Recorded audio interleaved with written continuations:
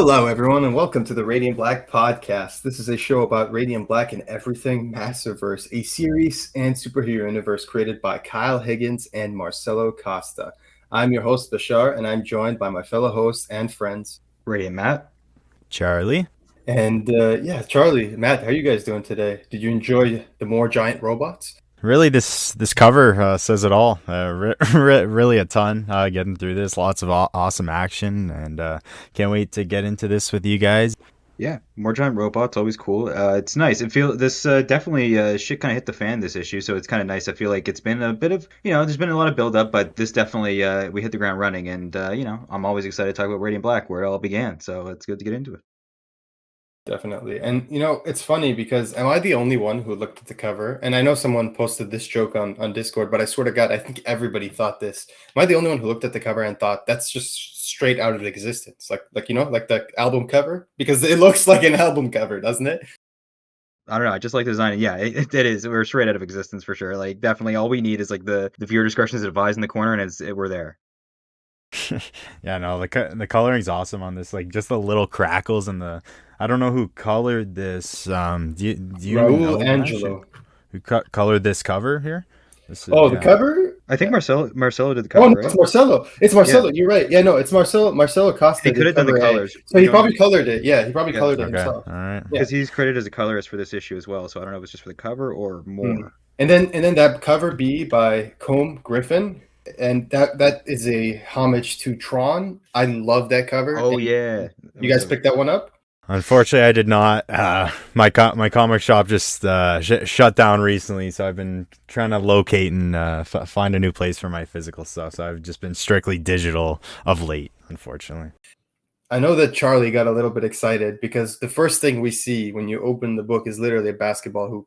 Yeah, no, that was good. Always nice to see those little homages in there, for sure. But yeah, this was awesome, really, just to see Eduardo, kind of like back-to-back issues. So it's cool seeing him on here and getting into Wendell right away. This is awesome intro getting into it. But yeah, this issue was big. I will say, like it was kind of quick. Like I read it pretty quick, but it was a lot of fun. And yeah, there was definitely some big moments for sure. I didn't even realize this was Eduardo until the second read through and stuff like that. I think he does a really good job of like blending into Costa's kind of like aesthetic for it, and that's the best thing you can say for someone that's filling in for another person. Farragut is basically like the second. It's like 50-50. It's almost like Corey Walker with Otley there at this point. Yep. Not that he's taken over fully, but it's a really good merging.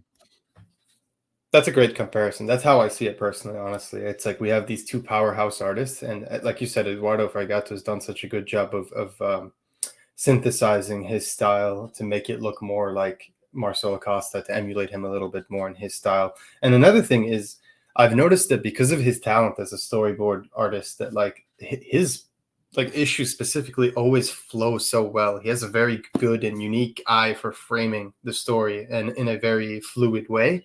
And I just realized this while it's not credited on the cover, at least the cover I'm looking at. So it says on the cover that the creative team for this issue is Kyle Higgins, Eduardo Fregato, Raul Angelo, and Becca Carey. But if you look inside the guts of the issue, the first page where they have the credits, it says that the colorists are Raul Angelo and Marcelo Costa. So I find that interesting. Yeah.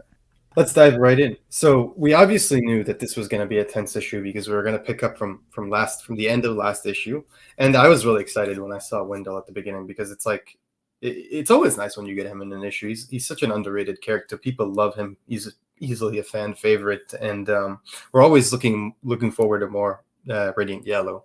And I like that here we get a different perspective on Wendell because we've already seen that he's a capable technologist. He's a capable worker. He's very, very intelligent, and that comes into play immediately as he's trying to navigate the software of the robot. And we see that he's so comfortable in this this is his zone, to the point where he's even put the system, the operating system of the robot on a running closed loop, so that makes it so that he can't interfere basically with them. But that doesn't really matter, as we see, because it seems like the robot finds a way.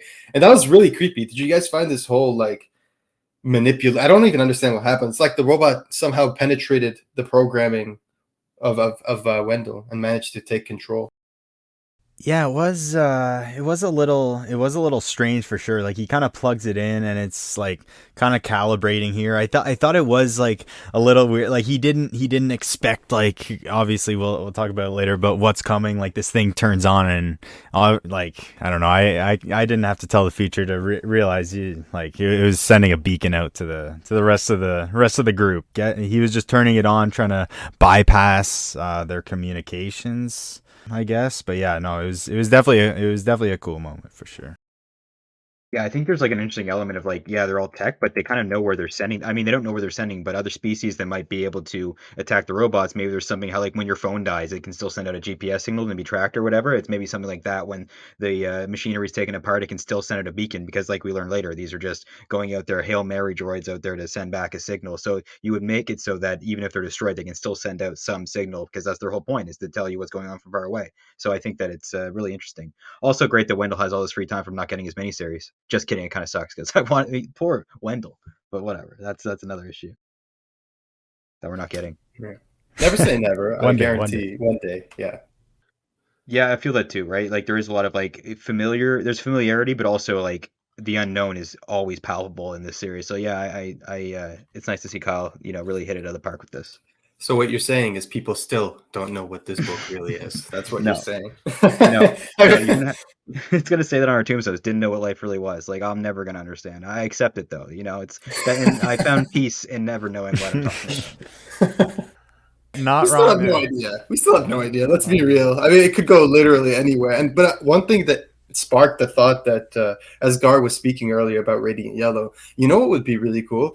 We've seen that the Massiveverse is a very experimental.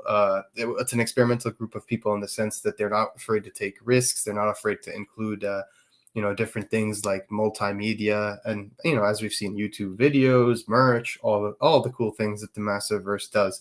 I think one thing that could work really well, since we've seen a choose your own adventure issue for Radiant Black 7, you guys remember those Goosebumps books that were similar where you could like choose how the story ended? I think they should do an issue for Radiant Yellow where it's like that, where you're living through his possibilities and you get to pick which one he like wants to experience. Maybe I that could was be like a really cool idea. Yeah, you could make it like 100-page comic and then it'll be like 5 different endings based on how you choose to act. You know what I mean? Or Because like what yeah, you yeah. choose in the Catalyst War. Like you read issue 1, okay, if you chose this storyline, wait for issue 3, and Ooh, then you go for issue 2. That'd be kind of like that'd be super experimental. I big don't think choose, anyone's ever. yeah, choose your own adventure. Yeah, yeah, on a Choose your huge volume. scale, on a huge huge scale. scale. Yeah, that would be Oh, super uh, fun. on a huge scale, so it has to be omnibus size.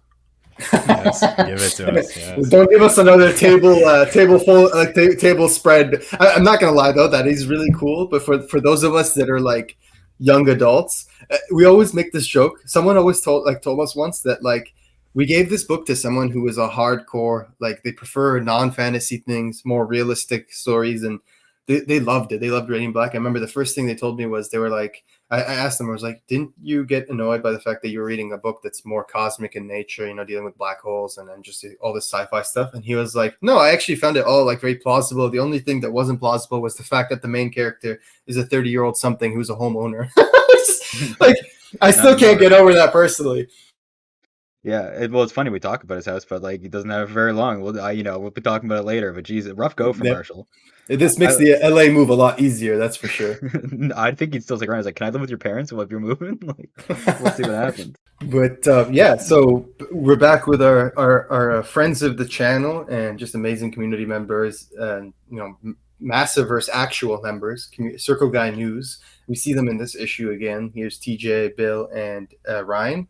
And it's funny because did you guys like when you saw this page immediately without reading it, when your eyes first laid sight to this page and you saw that Radiant Black was talking to Circle Guy News again, did you immediately know that that wasn't Marshall under the mask, or did you just assume that it was Marshall? I thought it was Marshall, but the clothing threw me off. I was like, that's weird for him to be wearing a collared shirt. Yeah. Yeah, that's how I kind of assumed it was Nathan just because of that. Yep. To be honest. But no, And he was too it was nice, a good right? reveal.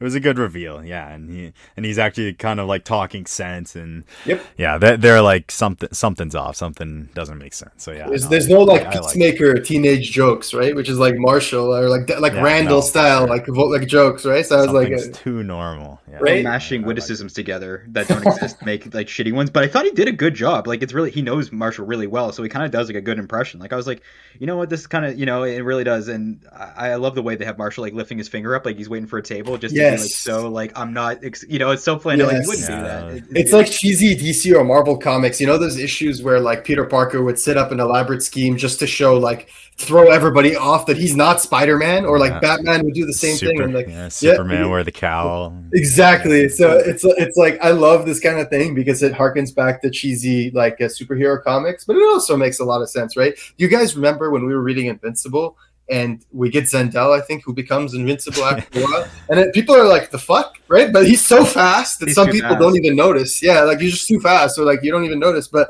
the people who see him closely, they're just like, "The fuck." Yeah. No, that was good. That was still an insane origin. I fucking absolutely love that.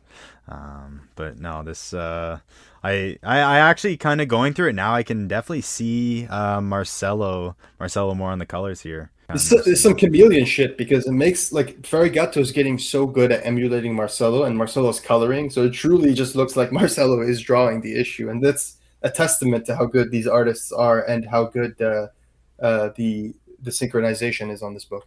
They're basically sharing a radiant, right, back and forth, and they're really, managing it well on how to share their powers and not convince people. And it's also a bit of that, like, no, I'm not. This isn't Marcel. This is, whatever at the table, and we have Marshall walking by. It's well done. By the way, Yeah. Ali isn't here. He's not feeling well. That's why there's no Ali today, but he'll be back in the next episode. Back to Radiant Matters. So I like this conversation. We're having a conversation between our two main characters, Marshall and Nathan, and they're trying to figure out basically what this means, where they are in this whole grand scheme of things, because in the last few days and weeks, a lot has been thrust upon them. They're in for a surprise as they open the garage doors. And I love this classic. At this point, this is a classic Radiant Black trope where you have the what the fuck, but the fuck is covered by Radiant language, right? That's a classic Radiant Black trope at this point. We love it. I'm so curious what that sounds like. Like what noise is that? But I don't know. Maybe we'll find out one day. I'm sure sound engineers are working on it. Yeah, I'm sure like that's already like in the works. I can hear it like from a radiant. I always took it as like an energy sound, but like hearing someone talk it is like what, like I don't know what would that sound like. But no, it's an interesting question to ponder. It is kind of a trope, but like this page is like it stands out to me, like this like of Wendell and all the possibilities. Like it's so vivid. Excellent. And we've seen it, but Yes. it's eye catching, and you can see what he's dealing with right immediately. Like, oh my, he's overwhelmed as hell, right? Like he's doing his best, but Jesus Christ, he's seeing all these futures. Like that's got to be stressful. Even a lot of people live in their own head, and like speculation of issues that might not even come to pass hurt you as much as they ever could. So imagine seeing all these futures that very well could happen vividly, right? And trying to avoid that, and you're at the center of it. So this guy, it's like, it doesn't only he has to deal with children, but also he's walking on eggshells every day. He doesn't want to deal with the butterfly effect. He doesn't he has like this weight on his shoulders too, because like you said, he's a family guy who's lost his family for the most part. They're absent from his life. They're not dead. They're absent from his life. He's lost his career. It must be difficult, because I think to a character like Dr. Manhattan, who his entire perspective and the way he perceives time, space, life really affects him as a character, and it's in a sense a big component of the Watchmen book. But here, I think that's also a big component, something that's more implicit that we don't necessarily always see as a reader, but something that is there if you read between the lines.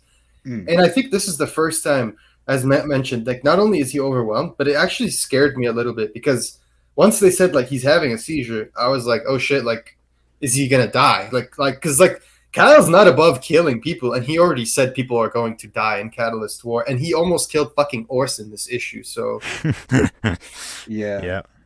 No, see, I didn't like seizures are no joke. Obviously, that shows like tremendous, something not good going on with your brain. Like I've had one before, and they hit you like a motherfucker, right? Like seizures are no joke. So for this to happen, obviously your brain is being overly stimulated or something not good. I mean, it could have to do with the light. I don't know if this would be epilepsy, right? Because we thought about whether it was like light related to his powers, but this could be like being overloaded with a lot of light or stimuli from the robot, right? Which is not ideal. So yeah. Yeah, I just like in a sense I wish I'm sure we'll get this later, but to see like what he was trying to do or the other possibilities, like he was maybe trying to turn this thing on to find out where they were so they could attack. But it just like it to me like it found like this is just like such technology beyond like and obviously we don't understand what he goes through, but even probably beyond even his understanding, like this alien technology. So him just kind of turning it on and sending this tracker, I'm just kind of like I'm curious, like did he expect that not to happen? Like I just No, I think you're right. I think you hit the nail on the head. I think what you just said is exactly what happened. I think he went into it expecting a certain type of response, but then we see later when he says too many variables, I think that's when he realized that the entire scope of this operation is so much bigger than he actually knew. So that must have overwhelmed him, scared him, and then like Yeah. Matt said, kind of fried his brain yeah because he couldn't yeah handle it. it Yeah, just like seems like a dangerous like it seems like a dangerous thing to like mhm. I don't know, like I guess now he's the one who sends the signal to them to come to Yeah. Earth, It's in a way, it's but yeah. yeah, it's like Minesweeper, like Kerplunk or Jenga, where you're trying to make the move that won't just bring everything down, right? And he's Mhm. only doing the things that he hope will, and that's why he's taking bigger risks later on. Because like, hey, I didn't think that would happen, but this did, so he's overwhelmed. Also, in the Discord, Kyle said this week he's like, can't wait for you guys to read issue 23, and there's one page in particular I know that's gonna. He didn't say get you pumped, but like it's gonna be talked Yeah, about, and I I know believe, which page it is. yeah, it's the Yeah. robots ripping off the roof, right? For No, for me. me, I think it's the dog and Yes, Oh, the dark mode page when dark he's just mode, there with Orson. That's like a holy fucking yeah. shit page, right? Like, it I mean, is. there's so many holy shit pages in this issue, but that one was like, I was like, oh my god, you know? What I mean? Like I think it the was the moment too, like yeah, well, like just the smoke like around the logo too. Like we'll talk about it later, but yeah, the moment was just set up so Because perfectly. like Yeah, Marshall's already lost everything. You're gonna take away his home and his dog. You're gonna turn him into a villain. Goddamn it! yeah, yeah, he's already teetering, and like we've movies have taught us don't mess with someone's dog. Also real life, but like like that's not good. That's all he has. Like he has his. That's Yes. all he has. Did that His get you mom. thinking? Like, did Kyle just watch John Wick 4? Because that's what it got me thinking. You yeah. never know. It would have been really fast to take that to print, but yeah, that was intense. Like I was worried about Orson. Like when you heard a person in a comic, it sucks, but like an animal, no way. You're like, oh, you sick fuck, or especially something that I don't eat. Like, come on, Yeah. This brutal. page with robots when they're in space and like their egg mode, it reminded me so much of like the tension you feel in an alien movie when the xenomorphs are about to hatch from the eggs, like the Mm. little ones, and they Yes. jump on your face, the face huggers or whatever. And that like I could feel the music even though there was no music, like the intense ambience, sorry, because I was when you're looking at the screen, you're seeing all these egg shaped things like slowly start to hatch. They're slowly like opening up, and then you see the robots and they just smash their way down, and it's terrifying. And I immediately knew once I saw that we're our main characters, they were carrying Wendell back into the house, like kind of trying to nurse him back to health and see if he's okay. I knew immediately what was going to follow through, which is those two giant robots they're gonna freaking open, they're gonna rip the roof apart. Now what I'm gonna say is, man, this really hurt because we've seen, like we joked about this earlier, we've seen a lot of death in the series, or near death. We've seen a lot of destruction. We've seen injuries, we've seen debt, but this is like you're losing your home, right? Like your home, this is your at this moment Marshall must have thought he lost everything, because not only is he losing his home is effectively done, but he's probably thought in that moment he lost his dog. So like other than Nathan, he probably doesn't have much to live for, like in that moment, you know what I mean? Yeah, he struggled with losing a friend, but he got the friend back, right? But the house, that house is gone. He doesn't have the finances to bring it back. You can't go to existence and bring your house back, as far as we know, unless like 001 has like has a show on the HGTV channel there. But yeah, no, this isn't good. Also, I love how Marsha says, "Give me the fucking radiant." We don't use the radiant text. It's like no Yeah. time for fun games and play around. Like you fuck with my dog, I'm coming for you. And he has his little transformation where he's all fired up. Looks like he's got like electric powers or something. It's iconic. Like this was great, and you don't hurt Orson. And I love. You muted yourself. Oh. I don't know. Anyway, you love something, but yeah, no, robots know yeah. I'm talking shit about them, and they muted me. That's what. Yeah, must have been. Yeah, no, that's No, true. But yeah, you can really see Marcelo's colors too. I think that's him, like on that page with the robots like coming in. I think that must be him. But I yeah, feel no, like you're right. Yeah. it looks incredible. It's such a beautiful marriage of like badass and cute. How he's like hovering Orson, and then you see like the dope ass Super Saiyan 2 mode. I forget who in the Discord referred to it as a power up. Like it Yes, seems like yeah. there's Cape mode, and then Yeah. when the eyes go nuts, I'll look and I'll credit the person. But yeah, Dude, I love that like little flash of the symbol before you see the fire separate and you see him in Iconic. like all his glory. Oh my god, it's so good. It's so good. Maybe one Yeah. of these Internet Explorer. At first, actually, when I was reading this, when Nathan had the radiant and it came down and Marshall's screaming, he's like, give me the radiant, give me the fucking radiant, and Wendell, like, he said do it, but I thought at first like Marshall actually like ripped it like from Nathan, like the powers aren't holding, like he's like, oh, the powers aren't holding, and then you see like Marshall kind of intensifying, so I think actually he was like in a way starting to take it. But then Nathan obviously says later, like, yeah, like he told Wendell, like, are you sure I should have given him it? So that kind of made me second guess myself, but not sure. Did you see him like lift the robot and use one of his swords to just straight up claw the other dude? Yeah, that no, was that sick. was That was Superior Bryce 98 was the one who used the Dragon Ball Z comparison for this being like Super Saiyan 2, which is like it's nice, and we got like even Wendell says it's a level up. That's I guess the official in universe term is a level up, which really fits. Man, if you go back to that page, like with the radiant, like in the smoke, like you see him like about to turn into like the negative or whatever, like his mode, like you see Orson in the corner there, like for a second I thought, oh, like does he have powers now too? Like he looks a little fucking shaded there. I was like, are we gonna get a radiant Orson? But maybe one day. We've talked about it. We talked about wanting a Deck Star or something in this, right? Or at least I've definitely. There you go. That's the closest thing we've got. But yeah, we're getting closer and closer. Little side note, we recently got news that Firepower number 25 is going to be returning sometime in July. And as you know, that we also do, the Firepower podcast, another amazing indie, and I would say low-key kind of like a superhero series, more family. But one thing, the reason I'm bringing this up is because there's one thing Firepower and Radiant Black both have in mind, other than both being Image Comics comic books. It's that they both have fucking incredible dog characters in both those books. We have Peanut Butter and Firepower respectively, and Orson here. And look, we've said this before. You can kill the characters. You can kill the main characters. You can even kill some of the younger characters. But the dogs are off limits. Okay, we sent letters in. We literally sent letters in. Okay, the dogs are off limits. Okay, don't pull a John Wick in this. Okay, please just don't do it. All right, back to the story.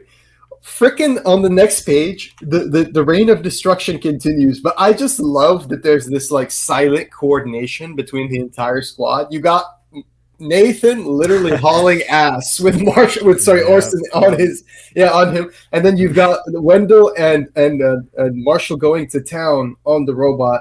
But Marshall is just like is pure berserk. Like this is literally berserker stance. Like he's just lost any form of control and is just going extremely ham. He's not even like normally there's some like 1, 2, 3 here. It's just like straight decapitate you, hole through your chest. Like geez. Look like Venom, act like Carnage, basically, right? Like he's like, and just him like running with the cars. That's so epic. Just like I can hover like all these cars. That's like thousands of pounds that you're just carrying easily when you're pissed off. That you can just have, and they can probably rotate around you like a shield. It's basically like Magneto shit, where you can use metal things to protect you or anything heavy that could take a hit. So it's is that Mills and Peters there, or is that different? Yeah, I think they are. Yeah.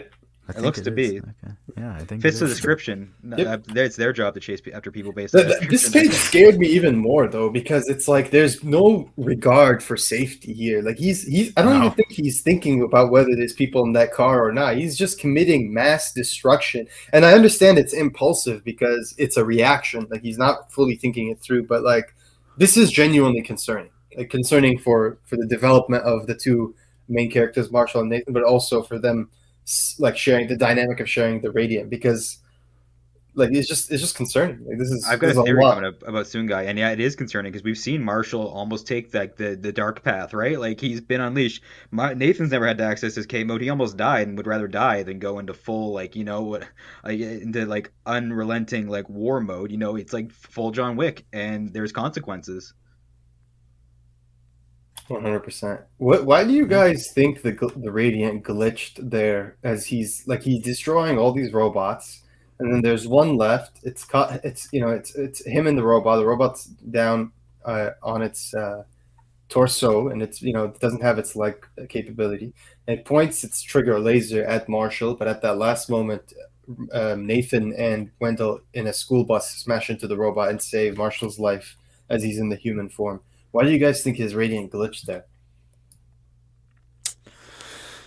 That's a great question. I don't really know the answer to this one. I think I don't know. I think you could just say he maybe overused it. But I don't know if that's the case. Maybe there's some other disruption somewhere. But yeah, He's it's weak definitely in the interesting. next pages. Like his text is It could smaller. be, yeah, he just overdid it, but Yep. yeah, I'm not sure. Because it's not meant to be abused, right? Like the Radiants aren't used to being synced to one person that comes back to life, right? So it's weird for them to even be able to share it. It's not a hacky sack you can just kick around, right? And by then going and pushing it to Kate mode, which we haven't seen since they've been sharing the Radiant since Nathan came back, right? Like we haven't seen that. So maybe Mhm. pushing it to a new limit Yeah, while you're that's already true. doing That's stuff true. you're not supposed to do with it. I feel like it was only a matter of time until they busted it because it's not intended for this. Because you're syncing with Yeah. one person when you have two minds to go back and forth with. It's like you're paired with someone's TV or something. It's weird. Hmm. Someone said on the Discord, and I'm sorry if I don't remember who, but I mean, many people have said this, but people have speculated that their powers are connected to their emotional states. And I think there's definitely like some truth to that. But one thing that we were talking about behind the scenes that could be a revelation is that we've always seen either their robots, and I don't mean in a synchronization context, but in a direct communication context.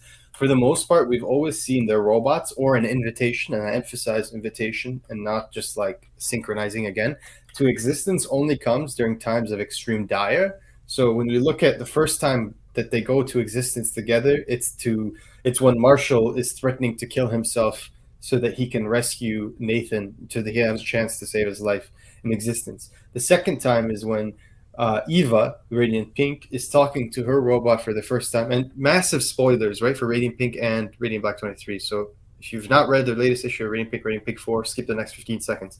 But Eva talks to her robot, and she manages to calculate the probability of being able to create a massive portal that takes her and Kelly straight from where they are to back to Earth to save them. I think the probability was something like 12%, but they managed to do it. So it seems like these powers, or just that bridgeway to existence, only really opens itself up when something insane happens. And these power ups only really happen when there's deep emotional conflict or intense emotions in general.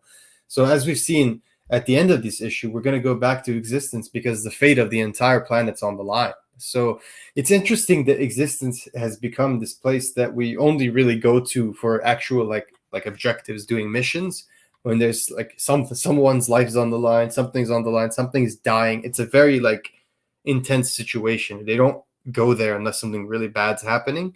So yeah, I just thought that was interesting.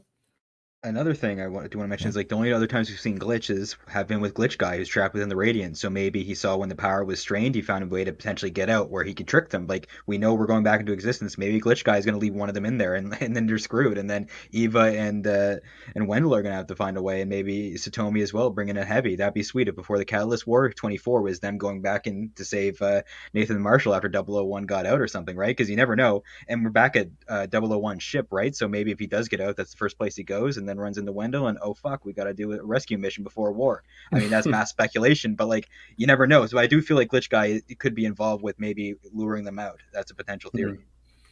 Yeah, and it's especially interesting since the next part of the story, right after the battle, is they immediately reminisce on one thing, which is like, if this is just the beginning and we can't even use the radiant, there's got to be a way to fix it. So that's when Wendell tells them someone can help us, and he takes them to Wisconsin to a shed where he actually stored the zero zero 001 ship, the ship that crashed that Morrow originally got a hold of and Shift got all the tech from, that he was selling the weapons. Well, Wendell has the ship, And because it's desperate times, he informs the other gentleman that it's time to ask for 001's help. And we get this really cool sequence where they're using this futuristic, 001 technology to get in touch with him.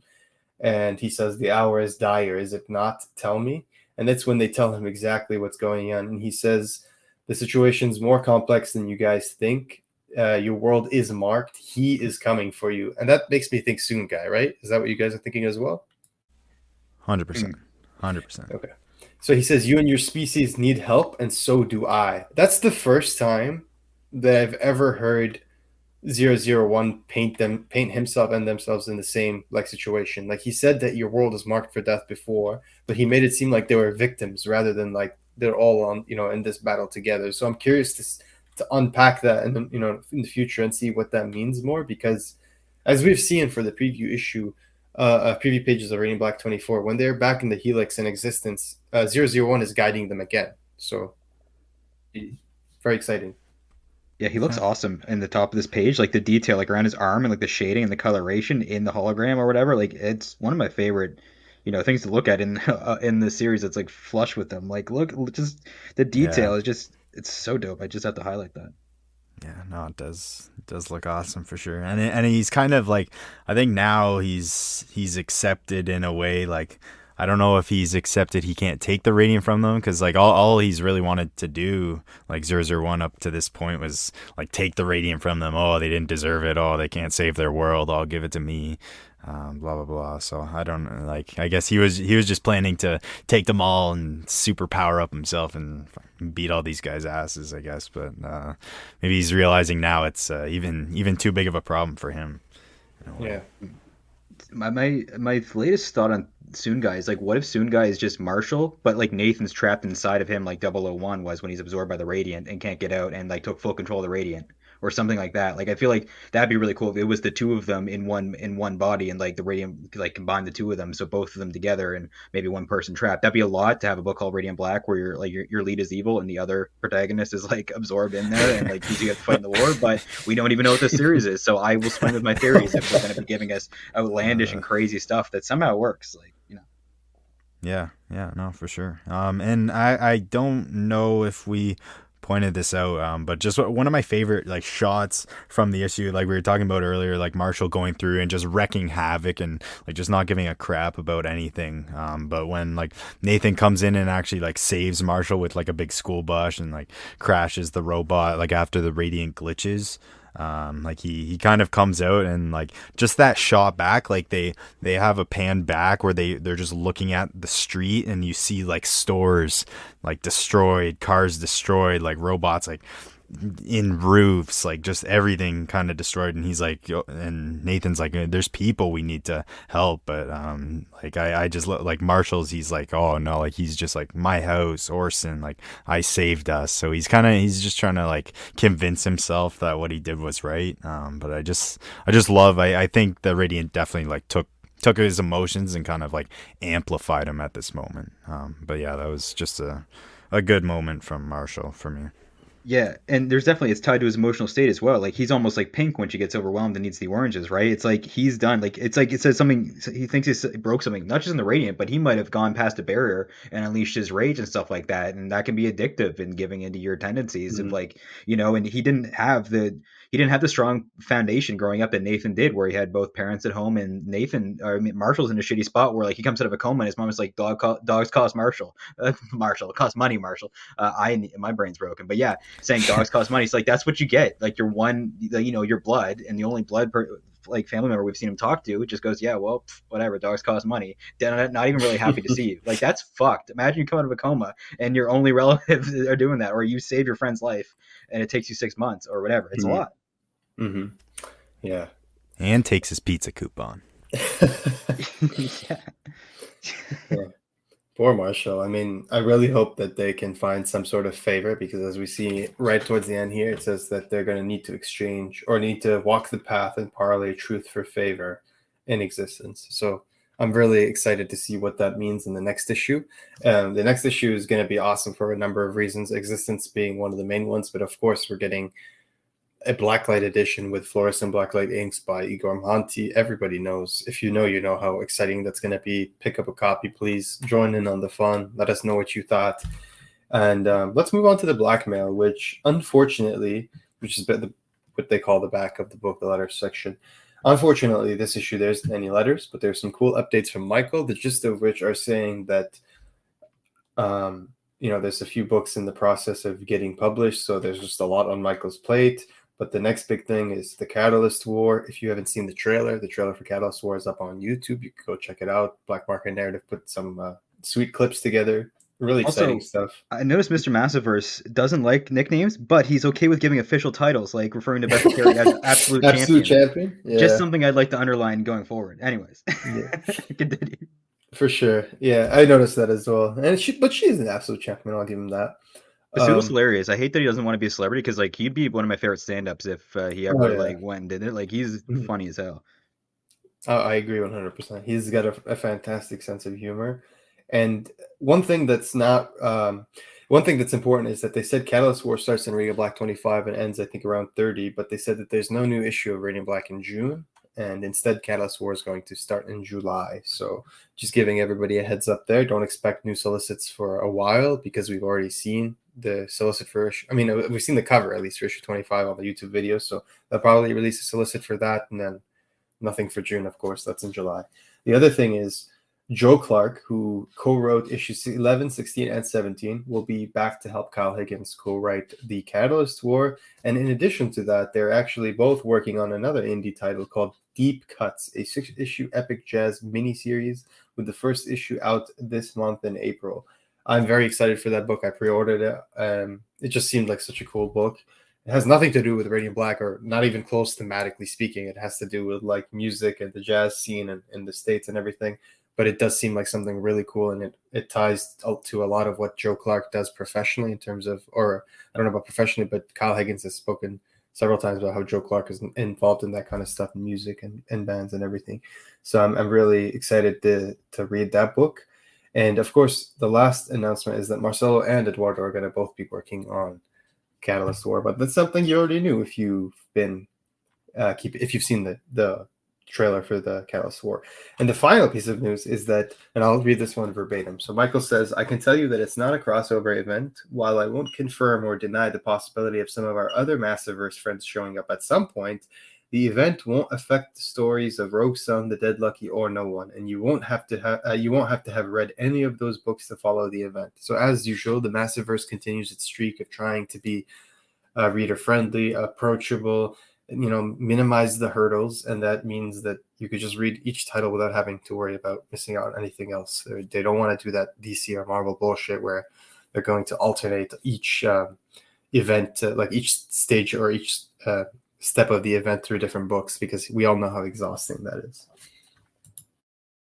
Yeah, definitely. So yeah, definitely pre-order your books, guys. Radiant Black, it should be selling better. I want everyone to know about Radiant Black. I went to my secondary shop today and they only had 6 issues on the store or whatever. I just wanted to get a physical for today, but yeah, it's not as popular as it should be. So definitely, like, if you're feeling squeamish about buying stuff or whatever, definitely do so. I would recommend it because, like, this is a series that I'd love to see carry on. Radiant Black, I think, is doing better, but like series like if Rogue Sun got canceled, a part of my heart would be canceled. So, like, seriously, if you're if you're skittish about buying them, definitely do so.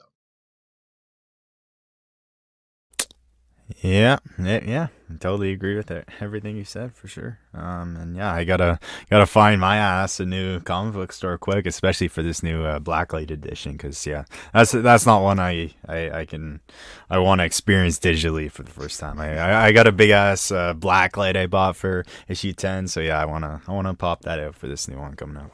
I'm gonna buy a lava lamp pretty soon. I'm pretty sure I convinced myself. So, like, I have to buy a blacklight just to fully live in a different time. There you go. You gotta teleport to existence, right? Basically, like, I'm excited to go to existence next week. And also, I just want to quickly, it's cool. Like, what are Mills and Peters gonna do? Because if they're doing policing, they were there on the scene when it blew up out of the house, and that's Marshall's house that was registered to him. And you have the giant robot there, so they're like Epic Front almost. People could think they're experimenting, or how are they tied to it? Like, Marshall's whole identity could be blown up. if we want to go down that route, unless Mills and Peters want to do them a solid and kind of cover up because they know this guy's like good on their side. So who knows what part they're going to play going forward. Again, existence could be a time loop. Like this, they could wake up again 6 months later. We don't know how long they're going to be in this trial. Yep, that's true. And like that, I suspect Catalyst War will have some sort of time jump or something, and that's what I'm scared of. I feel like there'll be something along the lines of what we saw in Radiant Black 18 in terms of like apocalyptic scenario or something. But I don't know. I truly don't know, because Kyle has been surprising us nonstop with this book. But I do want to give one last shout out to Black Market Narrative here tonight, because they've been doing something really cool where they've been giving away copies and bundles of No One #1 to different people. I don't know really how they're being selected, but some people who are involved in press and podcasting and just the industry and whatnot, they're getting issues of No One. They're getting a chance to join in on the fun. I think that's really, really cool and special. And just shout out to the Massiveverse and to the Black Market Narrative and the entire team there for being just so awesome and inviting and sharing. If I could actually say one thing myself, Kyle, Michael, anyone who's listening, if you guys put me in touch with someone who I can reach out to an image, because I've tried, who can send us like PDF copies so that we can review these and have them out like as the issue releases. I don't mind sending like receipts proving we pick up this series, because I do, but I pick up all the covers. But yeah, no, it would be nice to be able to review everything in advance just so we could have it out there for everybody. But Timely. no complaints really. They've hooked us up in a lot of ways, but yeah, a couple of these PDFs would be super sweet and make it easier for us to get stuff out more timely on the day of. But yeah, either way, they've been super generous, and if we got those, it'd be dope as hell. But yeah, I know they're busy, not listening to all these requests. With like, Basuto, it's almost good to give him a month off in July. I don't even think it's gonna be a month off for him. It's just gonna be, we're gonna like turn down the dial a little bit, because Jesus, he does, he's doing a ton there. He's got to like, hey, what ideas are manageable? Like, no, sorry, we can't like do like choose your own adventure series. Like, who even knows? So good to give them a little time to cool down and relax, because it's quality. They're going pedal to the metal. Kyle's got another spin-off series, the Jazz series, coming on. Like, I couldn't do this, so like they really put a trailer for an event. Like, come on, guys! What kind of indie comic does that? Like, it's so rare to see like indie comics do that, right? Yeah. No kidding. That's how much love and passion goes into this book. But I think that's amazing for this time. Before we head out here, let me give a quick shout out to our patrons. So we've got Radiant Black podcast.patreon.com if you want to support the show directly. We've got 2 tiers. We've got a $1 tier and a $3 tier. You get most of the benefits for either tier, because we just love everybody who's supporting us in whatever way. So thank you. And if you want to support the show in a different way, but first of all, let me shout out our Patreon. So Joe J, Patrick, and Noah, thank you so much for your continued support. Since you guys are patrons, you're automatically entered for double slots, like 2 chances, basically double chance at every single future giveaway we do. And Joe actually recently was one of the 2 winners for our Dead Lucky Volume 1 giveaway. So congratulations. I'll have that up pretty soon. And for the rest of our amazing listeners, community members, if you want to support the show, you could actually do it as easily as just liking or subscribing or just leaving a comment or a review. That's actually, they've changed the algorithm recently to be more focused on engagement. So if you leave a review, you're actually helping out a lot, and we will actually put you in for 2 giveaway entries if you do that. Or you can just leave us at the altar and we'll cry, and we'll have to get new laptops from all the tier damage. No, it's fine. Do what you want. We'll find a way to Radiant sling. We'll sling the Radiant if you leave us at the altar. We'll find a way. Yeah, but 5 seconds for you, endless growth for the podcast. It would be great. But either way, the support has been amazing so far, and if anybody could just like and subscribe or whatever you can, it'd be great. Yeah, we have over 10,000 downloads just on the MP3 downloads earlier a few weeks ago. So that's a huge milestone for the podcast. Thank you so much to everybody. Awesome. Proud. Yeah, so awesome. Yeah, and that's just MP3. Like, that's not including YouTube or anything else. So very proud of that. Good job, everybody. And thank you so much to the community members, to our loyal listeners. Yeah. Thanks to Garzilla for the cameo. That was really cool to see him pop in. Hopefully he can stay longer. Either way, I get to think of Garfield and Godzilla at the same time. So I feel like my life's been enriched. Super cool to have him on. Next episode, we'll have Ali back, which will be good. No, a lot of stuff to look forward to. We have a lot of episodes coming out soon. We've been deliberately slowing down our release dates because we're trying to do something special for the 50th episodes, but it looks like just because circumstantially right now, timeline, everything, it might not happen. But we do have some really cool, some of these guys have done some amazing work to spice up the podcast, add some new visuals and just all that good stuff. Yeah. So you'll see some cool stuff soon. I'm not gonna spoil it, but just be on the lookout. Anyways, You don't, we'll you do don't know what another this giveaway. podcast is.